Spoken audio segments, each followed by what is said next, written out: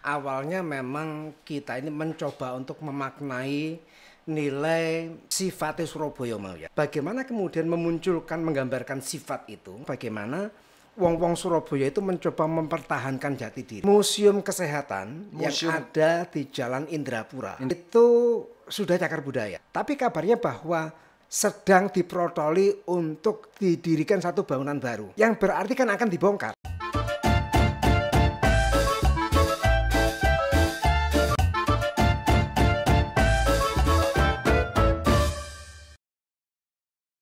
Assalamualaikum warahmatullahi wabarakatuh.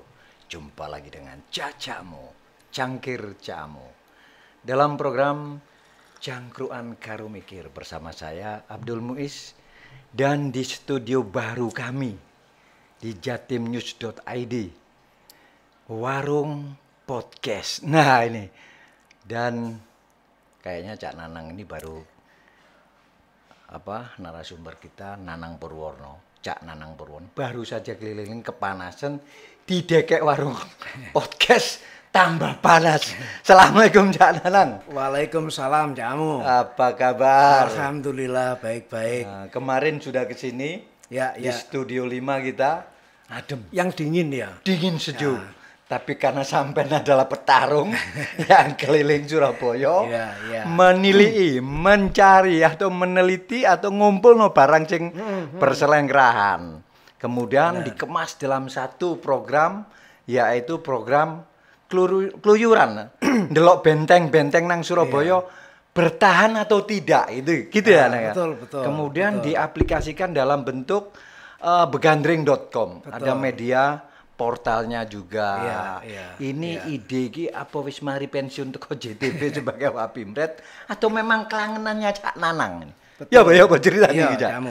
Assalamualaikum warahmatullahi wabarakatuh. Alhamdulillah kita ketemu lagi ya. Dalam suasana yang santai, anget-anget. Tapi itu kan kita ini tidak akan bisa merasakan seperti apa hawa dan atmosfer Surabaya. Asli nih kok ngene iki. Kalau kita tidak bisa merasakan seperti apa angete. Anget panas tapi sejuk. Angete kemudian apa carane keangetan itu iso dibayar karo kesejukan dan nikmat. Dan mungkin kenikmatan itu. Betul. Kesejukan ini kan di mana bila mana kita bisa menyatukan satu pikiran, satu rasa, dan kemudian bisa menyelesaikan terhadap persoalan-persoalan yang ada. Persoalan itu kan garai kemerungsung, garai panas, garai umop.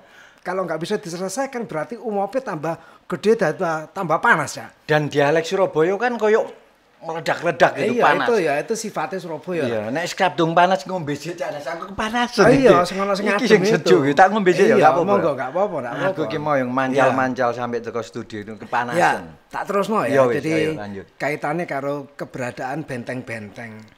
Benteng ini kan sakjane simbolisasi sifat pertahanan, sifat mempertahankan diri. Yang sakjane kota ini, di wilayah ini, mulai biyen itu wong-wong Surabaya, mulai era klasik ya, itu sudah ada upaya-upaya untuk mempertahankan diri. Melestarikan. Menjaga wilayahnya, menjaga jati dirinya, menjaga apapun yang menjadi lokal wisdom kala itu. Dan itu jiwa Surabaya. Jiwa Surabaya hingga sekarang gitu loh. Jadi ternyata jejak-jejak itu masih bisa ditelusuri. Masih bisa kita identifikasi. Baik yang bersifat kasat mata maupun yang tidak kasat mata. Tidak kasat mata itu adalah sifat-sifat bagaimana kita mencoba untuk mempertahankan, bertarung. Makanya logone Surabaya zaman biyen iku ana moto itu Suro ing Boyo. Itu motone. Duduk Surawani Boyo utang. Duduk. Iya. Suro betul wani, berani menghadapi tantangan, berani menghadapi bahaya. Itu motone. Lek Jawa Timur duwe Jerbasuki Mawabio, Jerbasuki Mawabio untuk mencapai sebuah kebahagiaan atau pencapaian butuh adanya upaya atau biaya. Malang Kuseswara, Surabaya itu sudah punya yaitu Suro ing Boyo yang berarti berani menghadapi tantangan, berani menghadapi bahaya. Itu motone. Ya kan? Kemudian lambangnya ono iwak suro karo bukan iwak suro, ikan ya. Ikan sama buaya. Lu zaman biyen dan itu ada gambare iwak kayak iwak mujair ngono ya. Iwak Saiki kemudian kok akhirnya nama atau moto Suro ing Boyo yang artinya berani menghadapi bahaya, itu jiwani Surabaya yang apapun di depan ketika itu menjadi satu penghalang atau menjadi sebuah tantangan, arek-arek Surabaya itu berani melakukan itu, nabrak itu demi mencapai suatu tujuan atau kemerdekaan. Itulah Surabaya. Kemudian hilang moto Suro ing Boyo, akhirnya Suro yang menjadi moto itu kok bisa diwujudkan menjadi ikan hiu. Itu filosofinya memang ada atau sejarah? Sakjane biyen itu bukan ikan hiu. Jadi terdegradasi, ono kayak iwak mujair. Lek sampean nanggone Jalan Darmo Kali, sing saiki dadi hotel konsulat. Biyen konsulat Prancis. Itu masih ada gambar ikan dan buaya. Iwak itu kayak mujair. Loh, kemudian menjadi ikan hiu yang diartikan itu suro.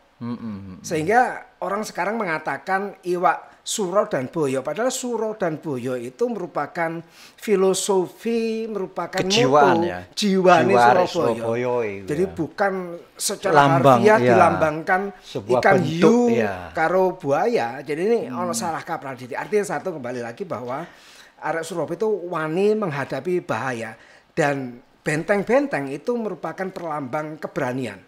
Loh sih, tapi pada saat itu kok dibenarkan atau diakui bahwa ikan suro dan boyo itu menjadi lambang. Contohnya lah ono nanggone kebun binatang Renten. Jadi makanya berikutnya itu menjadi perlambang, dilambangkan, disimbolkan dengan binatang ikan hiu dan buaya. Dan buayanya tetap, tapi ikannya ini terdegradasi. Asalnya kayak mujair, kemudian menjadi saiki ikan hiu. Yang ikan hiu itu dikatakan suro. Lo gak ono ikan suro lo. Ini ikan suro gak ono. Nanggone kono ono, nanggone Sumatera.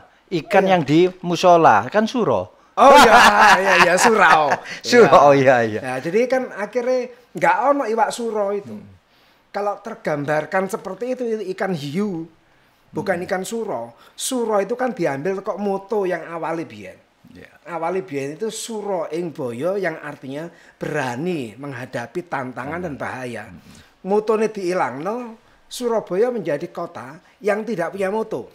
Berarti nek arek Surabaya gak berani menghadapi tantangan, ojo ngaku sebagai arek Surabaya, ngono maksudnya. Ojo ngaku wani. Ojo ngaku wani. Ojo ngaku bonek. Ya, apa ono hubungane Persibaya. Bonek iya. Wani tok pokoke. Tanpa disadari kan. Iya, urusan guri kok. Akhirnya emblem atau pemaknaan bonek itu sakjane ya ket biyen wis ono ya Suro ing Boyo iku mau. Ya nek gak ono bonek sapa aja nyewek bendera. Nah, iku kan berani deh. Iya, bondo nekat. Berani menghadapi bahaya bonek iku mau. Bondo nyawa untuk menyobek bendera merah putih di Hotel Yamato. Oke, Cak Nang. Pembicaraan kita ini kayaknya udah semakin berapa menit sudah semakin panas. Aku ngelak banget nih. Panas bener Surabaya. Oke, diombe. Diombe sih. Aku tak njupuk sing adem iki. Iki enak aja, jahe tapi tambah panas. Alhamdulillah, Surabaya. Panas nang lambe ndak apa-apa, cuma panas nang ati. Iya, nek nang panas ati gacok gawe buku sampean. Iya. Mangkel tok ndelok cagar budaya dirusak. Menungso-menungso sing ambisi ya. Iya, Cak Nang.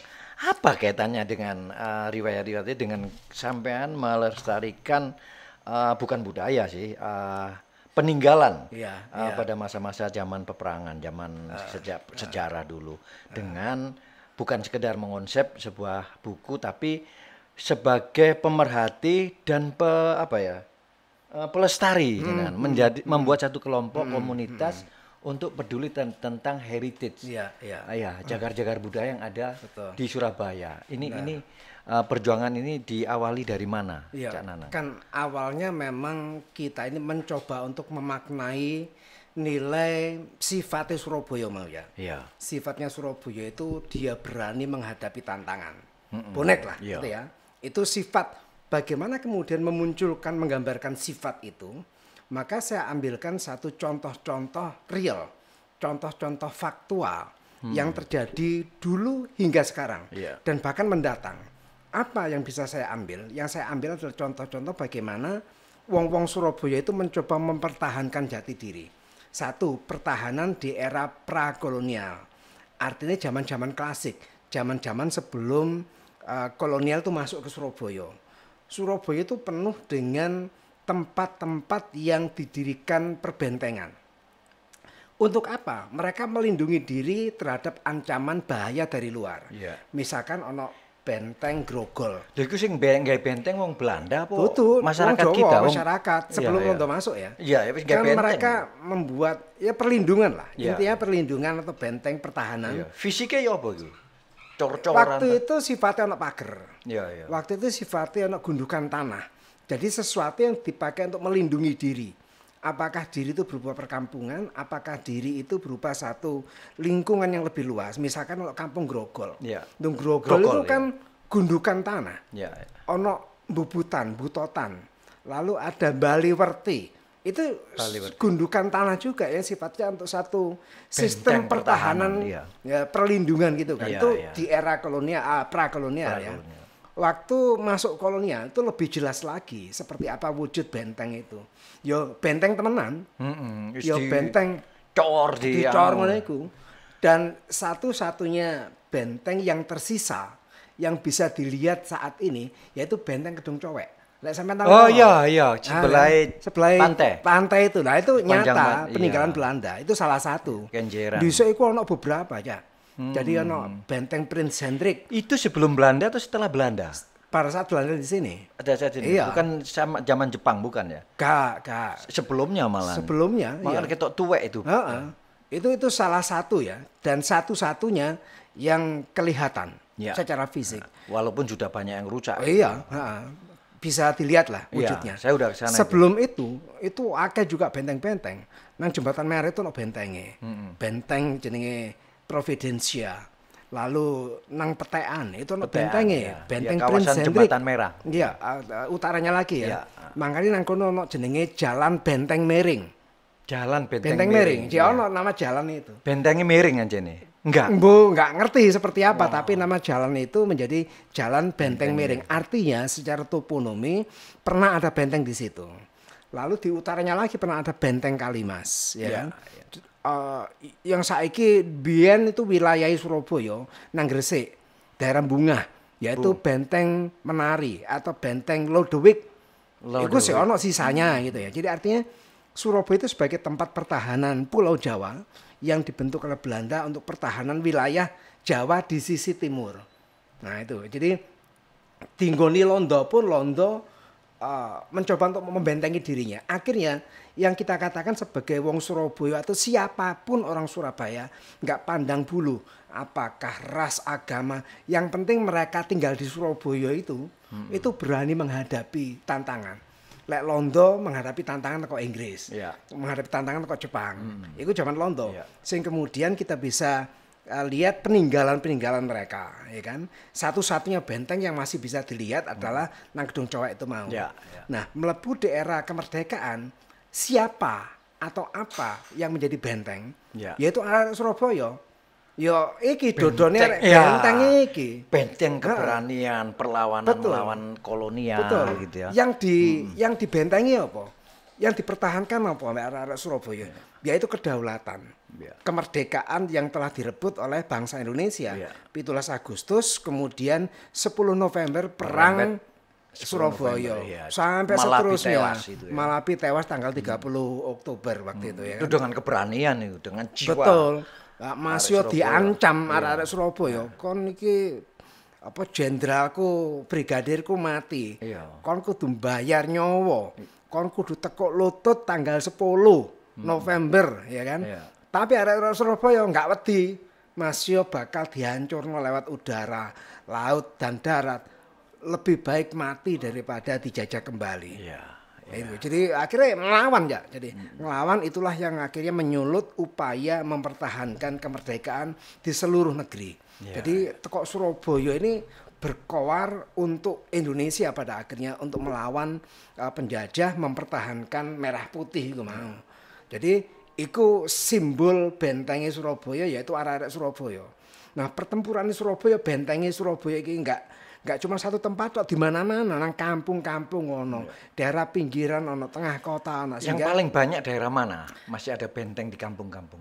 Peneleh. Sakjane benteng itu ya kita simbolkan, iya kan. Jadi gak ketok wujute filosofi ini. Iya, iku benteng nang dodomu dhewe. Ah, betul. Jadi lek benteng itu nggak diselamatkan hingga sekarang. Artinya jika semangat itu nggak dilestarikan, ya berarti bentengnya ada yang hilang. Berarti buku Benteng-Benteng Surabaya itu sebagai mempertahankan simbol kita pernah berjuang. Betul. Gitu ya? Pernah berjuang dan akan terus berjuang. Dan berjuang terus tidak akan ada habis. Karena pemaknaan benteng selanjutnya kan tadi kemerdekaan. Saiki sampean yo benteng. Mempertahankan jati diri kota sekarang melalui ide-ide obrolan inspiratif ini. Itu benteng. Ya sekarang gini, Cak. Dengan pemerhatian panjenengan atau sampean lah Surabaya itu supaya benteng-benteng secara fisik ya, secara fisik bangunan-bangunan ini sebagai simbol anak-anak kita, cucu-cucu kita di era ke depan itu zaman perjuangan iki tapi kesulitan sampai untuk mengumpulkan benteng-benteng yang sudah ada ini apa kan sudah ada yang digusur, digerus. Iya. Ada sejumlah tempat, ada sejumlah bangunan gitu ya, yang memang bangunan itu secara fisik dibuat di era Belanda, bukan berarti dibangun oleh orang Belanda. Arsiteknya mungkin iya. Tapi pembangun fisiknya ya wong-wong Surabaya. Berjuang gak dhewe kan gitu. Arek-arek Surabaya sing tukang-tukangnya, tapi arsiteknya ya wong Londo lah. Makanya kita mengatakan bangunan yang dibangun di era kolonial, di era Belanda di sini. Sing bangun tukangnya ya wong Surabaya, pribumi, memang arsiteknya wong-wong Eropa, itu yang pinter-pinter satu. Yang kedua, dari sekian jumlah bangunan yang ada tempat-tempat yang pernah dipakai apakah perundingan pejuang kita, tempat berlindung, tempat perlawanan. Ini punya nilai bagaimana tempat itu dipakai oleh pejuang-pejuang kita dalam rangka mempertahankan kemerdekaan dengan cara berunding, dengan cara negosiasi, dengan cara rapat-rapat untuk pengerahan kekuatan. Misalkan kita ngomong gedung yang ada di Bubutan yang merupakan tempat di mana resolusi jihad terlahirkan.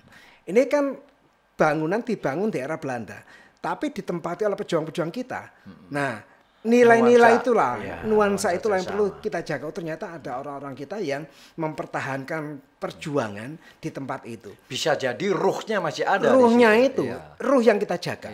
Jadi nggak semata-mata secara fisik bangunannya, ruh yang harus kita jaga. Untuk apa? Untuk sekarang dan untuk mendatang. Itu satu, ruh.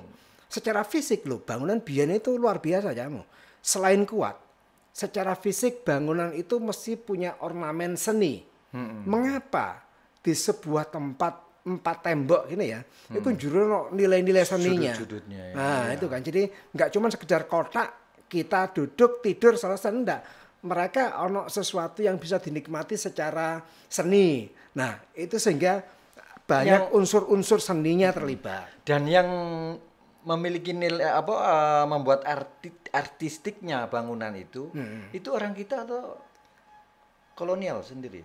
Akhirnya percampuran. Jadi saiki pintere mereka arsiteknya memadukan. Jadi misalkan gedung BI saiki dadi Museum Bank Indonesia Jalan Garuda.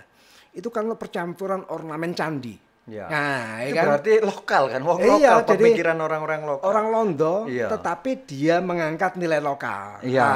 Jadi memadukan percampuran. Bisa jadi kolonial. Orang Londo itu nggak ngerti. Arek-arek ini gambarnya ini nggak ngerti. Tujuannya untuk ekspresi perjuangan kan?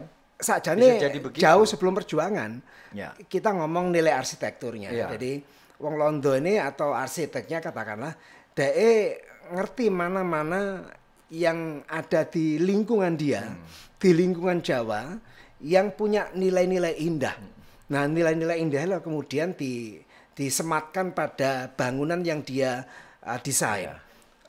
Nilai indah itu adalah candi. Dia nggawa ornamen candi ini dipadukan dengan bangunan kolonial.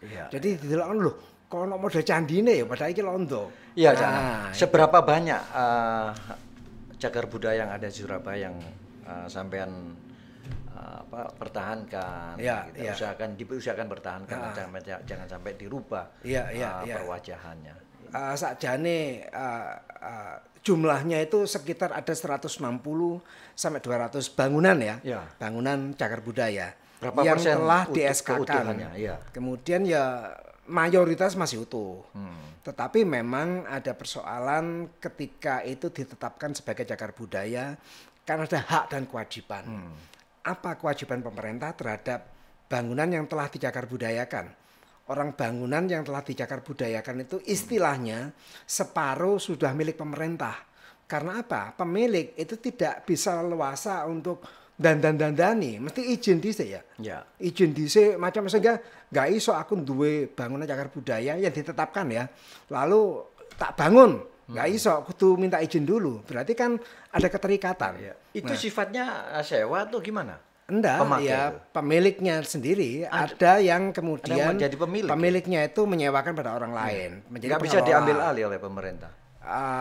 Yang milik pemerintah adalah yang bangunan yang memang sudah milik pemerintah. Jadi yang swasta ya swasta, tidak dengan mudah ya prosesnya pembelian gitu kan.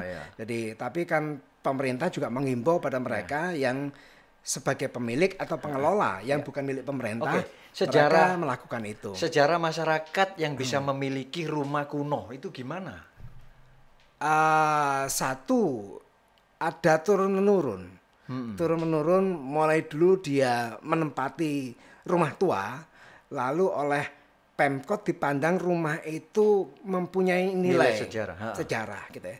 Kemudian ditetapkan menjadi bangunan cagar budaya. Contoh yang paling boleh ditempati sama boleh dipelihara tempati. Lalu terus moro-moro aku butuh ini tak dol dijual. Nah, kalau sudah ditetapkan, ada kan kasus seperti itu kan? Kalau sudah ditetapkan, tidak dengan mudah sampean dandani, tidak dengan mudah sampean menjual. Tadi itu. Maka ketika sudah dicagar budayakan, kan sakjane juga ono kewajiban pemerintah, nggak cuma nempeli plakat cagar budaya, tapi kira-kira opo, ada yang mengaturnya. Jadi misalkan memberikan insentif pajak bumi dan bangunan, katakanlah supaya yang pemilik rumah harus membayar pajak dengan mahal itu diperingan menjadi ringan. Nah itu. Tapi ojo dirusak iki, Bang. Ojo dirusak. Tapi kan kadang-kadang akhirnya cuma esok nempati tok. Nempati tok iya. Nggak bisa menjual, nggak bisa Nah, ngapa-ngapain. kan berarti pada karo dikengkeng gitu, dipungkung kan ya. Sebaiknya gimana itu jalan? Ya, makanya komunikasi dua arah. Jadi apa yang menjadi kewajiban pemerintah untuk mereka, kemudian apa yang juga menjadi kewajiban pemilik dan pengelola untuk merawat dan sebagainya.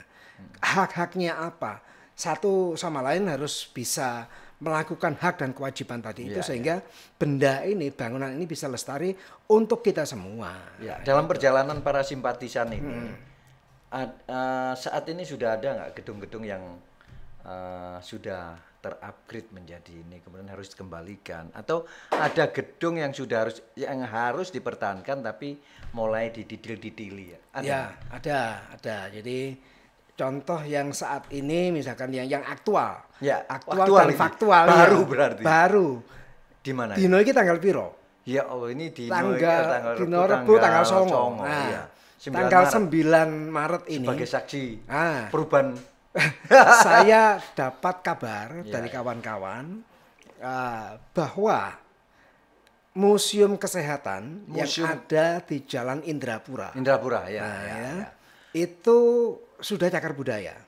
Saya juga kontak kepada ketua tim ahli cagar budaya Kota Surabaya. Itu sudah cagar budaya dan ditentukan pada tahun dengan nomor yang ada ya. Intinya saya cross check menanyakan bahwa oh ya Mas itu sudah cagar budaya. Tapi kabarnya bahwa gedung itu yang cagar budaya sedang diprotoli untuk didirikan satu bangunan baru. Yang berarti kan akan dibongkar. Diprotoli, didetail apa dirubah? Saiki hari ini kalau lihat foto yang dikirimkan ke saya itu gendangnya dicopoti. Gendeng. Saiki gendeng. Iya diganti opo? Engko reng-renge. Engko temboke. Ya mungkin wis keropos kabeh jalan. Enggak kuat. Kuat di zaman Londo ya. Engko temboke yang rencananya akan dibangun gedung baru. Nah, kalau sudah seperti berapa fisik? Beberapa fisik, nggak cuma fisiknya tapi nilainya itu nilai sudah nilai cagar juga. budaya. Saya cross check ke tim ahli cagar budaya, dia mengatakan bahwa iya itu cagar budaya. Kemudian dia juga sudah mengeluarkan rekomendasi untuk pembangunan. Nah saya tanyakan, cuman belum terjawab dengan detail ya. Jadi itu sudah ranahnya Departemen Kesehatan. Akan seperti apakan lahan itu, gedung itu. Loh kan berarti ya pihak TACB itu kan berarti apa itu? Tim ahli cagar budaya. Ya. Jadi itu kan berarti sudah ketika merekomendasikan itu berarti sudah mengatakan oh yang boleh dirubah adalah ininya, yang dipertahankan adalah itu. Berarti dia sudah dapat perizinan dong, dapat izin. Sudah dapat izin dari untuk TACB untuk membangun itu. Nah TACB kan mengeluarkan rekomendasi. Rekomendasi diberikan kepada Dinas Cipta Karya. Cipta Karya mengeluarkan IMB untuk pendirian itu. Nah kan saya pengen tahu sejauh mana bangunan itu akan dirubah. Apanya yang dirubah, mana yang dipertahankan. Dia belum bisa menjawab. Katanya bahwa ini ranahnya Departemen Kesehatan. Seperti apa bangunan itu akan dirancang. Lantai sampean dibantah sampai ownernya, urusan apa sampean? Ini kan saya udah dapat perizinan untuk. Nah itu yang menjadi pertanyaan kita. Izinnya atau rekomendasinya seperti apa? Ketika ini sebuah bangunan cagar budaya, ya kan? Maka TACB itu akan merekomendasi, oh sing oleh dibongkar adalah ininya, ya kan? Iki ojo dibongkar karena cagar budaya ini. Itu yang kami ingin tahu tadi saya tanyakan dan dia menjawab bahwa ini ranahnya Departemen Kesehatan. Nah, kalau sudah ke Departemen Kesehatan kita belum tanya juga apakah akan dibongkar KB total. Kalau dibongkar KB total berarti sudah menyalahi undang-undang. Berarti posisi jenengan dan teman-teman itu sebagai kontrol sosialnya. Kontrol. Iya. Dan itu diberikan lisensi oleh pihak. Itu dilindungi oleh undang-undang. Karena kita sebagai anggota masyarakat itu berhak melaporkan apakah mulai dari penemuan. Melapor, ada penemuan cagar budaya atau benda-benda cagar budaya yang diduga dulu ya. Lalu diteliti, oh iya betul cagar budaya ditetapkan. Termasuk bangunan juga yang sudah cagar budaya ketika kita melihat kok ada kerawanan yang bakal terjadi kita melaporkan. Ojo sampai terjadi sesuatu yang tidak diinginkan. Nah kita laporkan. Nah, Oke Cak Nang, kita kan tidak bisa melaporkan secara personal, pasti ada tim ya. Tim itu sampean membentuk tim ini bentuknya apa? Asosiasi atau? Kami ini saya juga tidak individu, saya dengan kawan-kawan pegiat pemerhati sejarah budaya dan cagar budaya, yaitu Begandring. Nah kita ini mencoba untuk senantiasa membentengi, benteng lah ya. Podo kembali lagi benteng. Ojo nafsu, gerubah-gerubah heritage. Membentengi untuk apa? Untuk sekarang mendatang. Ketika sesuatu yang sifatnya local wisdom, nggak kita bentengi, maka kita kehilangan jati diri. Kalau kita kehilangan jati diri, maka kita kehilangan siapakah diri kita. Nggak ada lagi kita, nggak ada lagi Surabaya. Entek. Kita ini ruhnya hilang. Mati berarti. Mati, iya. Kayak zombie. Zombie itu kan urip, tapi mati. Iya, patung. Urip melaku, tapi mati nggak duwe ruh deh. Nah, kayak zombie itu. Udah sampai ono ruhe, gak ono fisik setan. Oh iya, kembali kepada buku ini. Lahirnya buku ini tujuannya untuk apa? Tujuannya untuk memvisualkan nilai jati diri, untuk memvisualkan bahwa arek Surabaya, wong Surabaya itu punya upaya-upaya yang sejak dulu, sekarang dan hingga mendatang untuk mempertahankan wilayahnya dan untuk mempertahankan jati dirinya. Kalau tidak dibukukan, kita akan malah melupakan semuanya ini ya. Itu. Kok ngondelok gak mungkin. Dan buku ini sudah di-e-bookkan juga ya? Belum. Nantinya akan ke sana karena di era digital. Iya, betul. Iya, isi buku ini apa aja kira-kira? Jadi ketika saya ngomong benteng-benteng Surabaya berarti upaya pertahanan wilayah Surabaya. Wilayah Surabaya itu ya fisiknya, ya mentalnya, ya ruh-ruhnya, sifat-sifatnya. Dan kita tunjukkan bahwa upaya mempertahankan itu semua sudah ada sejak era kolonial, era prakolonial. lalu ada ketika kolonial, ada ketika era kemerdekaan, dan pasca kemerdekaan masih ada dan harus ada, karena itu akan menjadi benteng untuk kita ke depan. Ya. Sampean kita ngomong tentang ini kan berarti memberikan ilmu, pemahaman pada publik, mengajak orang sadar akan dirinya, sadar akan kotanya, sehingga mereka mempertahankan jati diri. Nah, kita ini akan jadi benteng, kan begitu? Salah satunya adalah dengan cara seperti ini. Ini betul. Membentengi diri, membentengi kota kita, betul. Membentengi dari serangan. Betul. Dengan pemahaman, dengan edukasi. Edukasi yang lebih benar. Valid. Valid ya. Ojo ngaku-ngaku. Ojo ngaku-ngaku arek Surabaya nek gak wani mempertahankan wilayahmu, betul, apa jati diri gitu kan. Mane suro ing boyo wani ngadepi tantangan. Ini kan tantangan buat kita. Saiki jati diri berupa cagar budaya, museum kesehatan, kemudian dibongkar meskipun nanti akan lebih bagus lagi.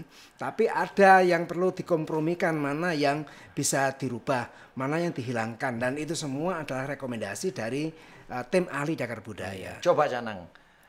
Penggemar sepak bola dengan fanatisme yang begitu besar sehingga dijuluki bonek karena yopo Persibaya itu milik arek Surabaya. Itu nek dimanifestasikan atau diaplikasikan, diimplementasikan pada benteng-benteng Surabaya itu pertahanan rek. Menurut sampean yo. Oh iya benar. Makanya kita ini kan aplikasikan. Ojo hanya bal-balan itu. Betul. Jadi sifat bonek itu kan jiwa simbol karakter dari hooligan. Ya. Jadi simbol dari di para supporter sepak bola Persebaya. Ya. Simbol. Mereka ini kan kita akui sangat memberikan sangat dan itu wani mati. Nah, ngurusan bal-balan. Sampai wani mati. Wani utang barang. Nah, lagi mempertahankan karakter budaya kita. Benteng. Ini harapan sampean dari komunitas ini apa? Ya koyo arek bonek gitu. Atau arek bonek ya kudu iso koyo ngene iki. Bener. Jadi kan setiap orang, setiap kelompok punya satu koridor masing-masing. Kamu mempertahankan apa? Wong dokter ya mempertahankan bagaimana sifat-sifat kedokteran, kekuatan-kekuatan, nilai-nilai yang ada. Sing nang sepak bola ya kamu mempertahankan Surabaya iku mau. Lewat Persebaya nek aja sampai budaya Persebaya luntur, hilang. Jenenge hilang, bukan lagi Persebaya, lilo sampean. Iya, gak lilo bro. Kelompok Persebaya jenenge hilang, bukan lagi Persebaya. Kan berarti hilang jati diri nih. Persiboyo kan kamu, kayak enak nang kuping. Iya. Apalagi nama yang lain. Boyo misalnya gak iso. Wis hilang. Itulah yang arek-arek bonek mempertahankan itu sambil memberikan semangat pada mereka supaya tetap berjaya, menang, membanggakan. Di bidang cagar budaya kita pun juga begitu, mempertahankan itu semua supaya ono nilainya, manfaatnya buat. Tapi kan didik wong sampean, wong koyo sampean iki kan didik, gak koyo wong sing nang bola iku mau. Bener. Coba wong nang bola dipindah nang ngene cagar. Luar biasa. Gak ono sing wani tunjungan ngrubah tunjungan, jalan tunjungan ya. Luar biasa. Besok mlaku-mlaku. Tapi sekecil apapun ketika kita melihat sesuatu yang baik, kita harus berani bicara, kan gitu. Sekecil kita, sedikit apapun kita. Ketika itu benar, ya kita berani bicara. Ada 3 keberanian orang beriman. Yang pertama, ketika kau berkuasa, gunakan kekuasaanmu. Ketika kau tidak berkuasa, gunakan ucapanmu kan. Ngomong. Nek wis gak iso ngomong, bidek iso ya. Ngelus dodo batin tok. Aja sampai batin. Silence is golden. Tapi kan kita sudah diberi kesempatan untuk bicara dan melakukan ini. Benar. Sampean sudah melakukan itu. Iya. Upaya-upaya ke depan ya Pak Canang supaya nggak sampean tok awak dhewe kan umur juga terlalu panjang. Yang kita lakukan kan dengan gerakan kawan-kawan ini dari sedikit bagaimana caranya bisa menjadi bukit. Yaitu harus terus ngelinding kamu.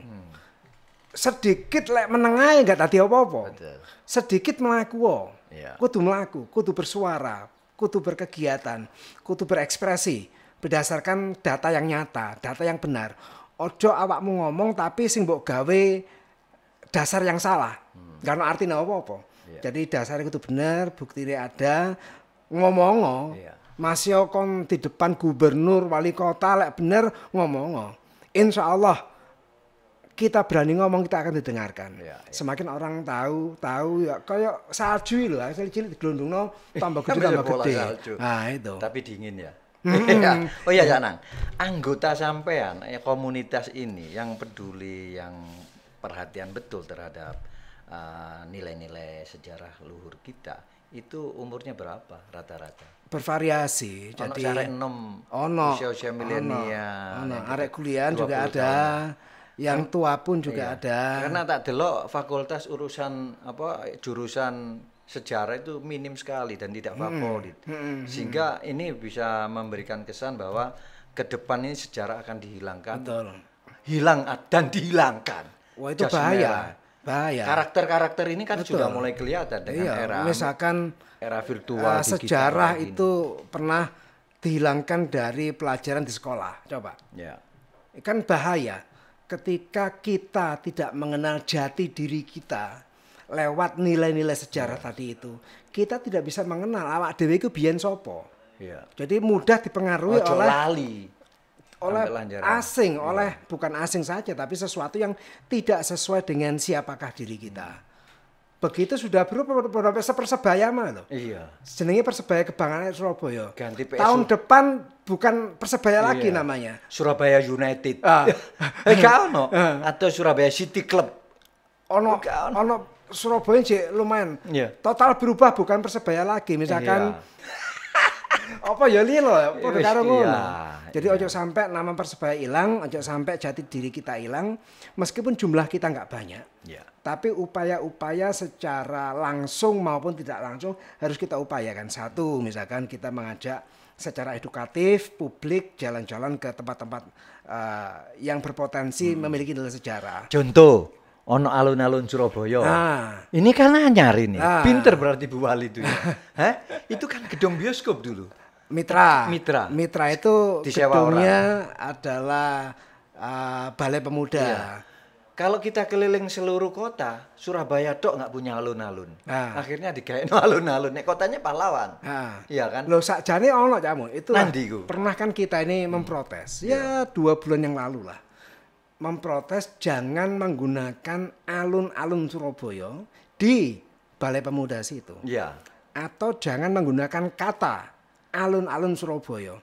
Kalau kata alun-alun Surabaya ditempatkan di Balai Pemuda itu satu, jantung kota itu akan menghilangkan fakta sejarah bahwa Surabaya pernah memiliki alun-alun punya. Aslinya alun-alun Surabaya di Tugu Pahlawan. Tugu Pahlawan itu. Itu tempat-tempat alun-alun Contong. Itu utaranya, selatan. Utaranya Tugu Pahlawan itu lapangannya masih ada, makam ada, bekas-bekasnya masih. Ya iku alun-alun. Data literasi ada, ya kan. Kalau misalkan alun-alun Surabaya yang asli ini pernah ada di sejarahnya di sana, tapi kemudian membuat sesuatu yang baru alun-alun Surabaya nang selatan di Balai Pemuda, kan berarti wong tidak diajak berpikir bahwa kita pernah punya alun-alun nang Tugu Pahlawan. Mestinya iku sing dimunculkan. Itu paling enggak terus ya apa nek kadung kebacut ngene iki? Makanya kita mengingatkan. Meluruskan. Kita mengingatkan pihak wali kota. Yang kita sudah bikin seminar, kemudian jangan menggunakan alun-alun Surabaya ditempatkan di Balai Pemuda. Dan itu bukan karena alun-alun, itu bukan alun-alun secara fisik, ya kan? Jadi secara fisik yang asli ya Tugu Pahlawan itu mau. Maka harus ada upaya bagaimana kita memperkenalkan alun-alun Surabaya yang pernah ada di Tugu Pahlawan itu dikenal dengan DKS Dewan Kesenian ya kan, kemudian gedungnya itu Balai Pemuda. Balai Pemuda juga sejarah. Balai Pemuda itu. Sajane misalkan apakah Plaza Balai Pemuda memunculkan pemudanya. Karena gedung itu dulu pernah dipakai oleh pemuda PR Pemuda Republik Indonesia. Zaman Sumpah Pemuda itu. Zaman November 45. Justru ada karena itu apalagi di sana. Ya, Pemuda Surabaya. Jadi kata pemuda itu diambil dari PRI itu. Pemuda Republik Indonesia menjadi Balai Pemuda. Tempat berkumpulnya pemuda. Mestinya dibalekno ae sesuai dengan nama dan fungsinya. Betul, kan, itu kan akhirnya terjadi degradasi nilai sejarah. Terus perkembangannya gimana? Nah, ini belum ada tanggapan. Diam-diam ngomong gak gelem, merespon kita juga enggak. Jadi terus timbarno diguyu kok ambek wong ahli sejarah. Mangkane alun-alunmu sing asli nang gone kono kok. Cidek alun-alun contong Betul. Oh ya, kembali kepada Tugu Pahlawan. Itu bisa dijadikan sebagai museum atau tonggak bersejarahnya ditandai dengan Tugu Pahlawan Arek Surabaya. Itu gimana riwayatnya? Kan di depannya sudah ada museum. Tugu Pahlawan itu kan untuk melambangkan, untuk menghargai. Jadi sebuah tugu sebagai simbol penghargaan kepada para pejuang arek Surabaya yang gugur. Ya kan didirikan 10 November tahun 51 oleh Soekarno, kemudian diresmikan 1 tahun kemudian tahun 52. Yang tujuannya mengenang bahwa iki lho Tugu Pahlawan, tugu mengenang jiwa kepahlawanan arek-arek Surabaya. Dalam perkembangannya kemudian menjadi satu komplek baru, dibuatkan museum. Nah museum itu juga menggambarkan kejuangannya arek Surabaya sehingga lebih kenal lagi ya apa perjuangannya, kisahnya di mana dan seterusnya. Menjadi museum Tugu Pahlawan. Jadi ceritanya museum itu menceritakan tentang sifat-sifat kepahlawan, alat-alat yang digunakan perang kala itu, ornamen-ornamen, relief-relief menggambarkan peperangan. Nah, itu. Dan itu kan sebuah perkembangan ketika anak-anak didik kita, anak-anak cucu kita biar tahu sejarah Tugu Pahlawan. Ke depan kan kadang orang ini kan males ya. Sekarang aja udah pakai gadget gini kan. Kemudian di pihak timnya Cak Nanang ini apakah ada ke depan supaya generasi kita itu melek tentang sejarah? Itu ada untuk cara-cara supaya sejarah ini tidak hanya dikenal di lingkungan orang Surabaya yang fisikal ya. Betul. Kemudian ini di era virtual, era digital akan membuat apa di era ya, yang sudah kita lakukan adalah kita membuat ada video YouTube. Begandring.com adalah portal online kita. Yang kemudian kita juga membuat video YouTube ya. Jadi kebetulan sampean kan orang produser di TVRI. Kita manfaatkan. Jadi kita gunakan supaya itu ya. Apa yang menjadi perhatian kita tidak hanya kita nikmati. Paribasane wong 15. Lah kita melaku penelusuran hanya dinikmati wong 15 tok. Apa artinya? Dampaknya apa pada publik? Makanya kita buat portal, kita buat video sehingga itu dinikmati oleh tidak hanya wong Surabaya. Juga Jawa Timur, juga Indonesia, dan juga dunia. Kita pun juga punya kawan-kawan apakah di Belanda, di Suriname, Hong Kong yang mengetahui seperti apa cerita Surabaya lewat video kita. Ini kan akhirnya mereka tahu siapakah kita, siapakah Surabaya, kawan-kawan di Jakarta juga tahu. Nah ini teko cilik dadi gede, sedikit-sedikit lama-lama menjadi bukit. Nah itu ya upaya kita. Apik Cak Nang.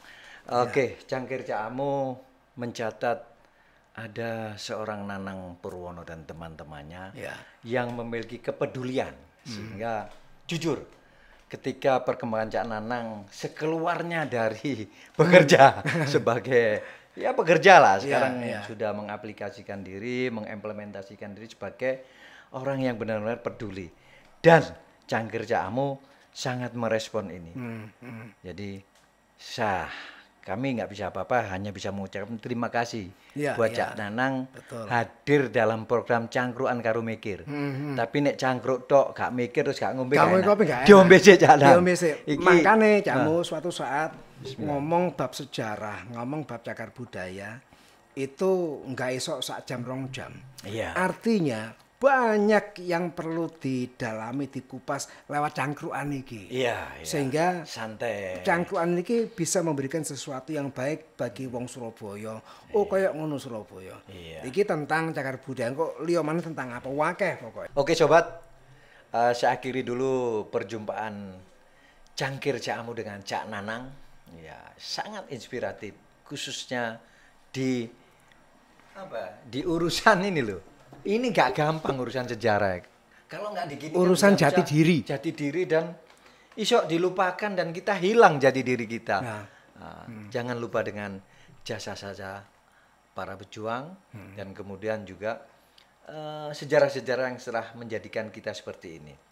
Coba saya akhiri program Cangkir Cak Amo dan jangan lupa subscribe dan like serta share ke teman-teman Anda. Salam cacakmu, cangkir cakmu. Wassalamualaikum warahmatullahi wabarakatuh. Waalaikumsalam warahmatullahi wabarakatuh.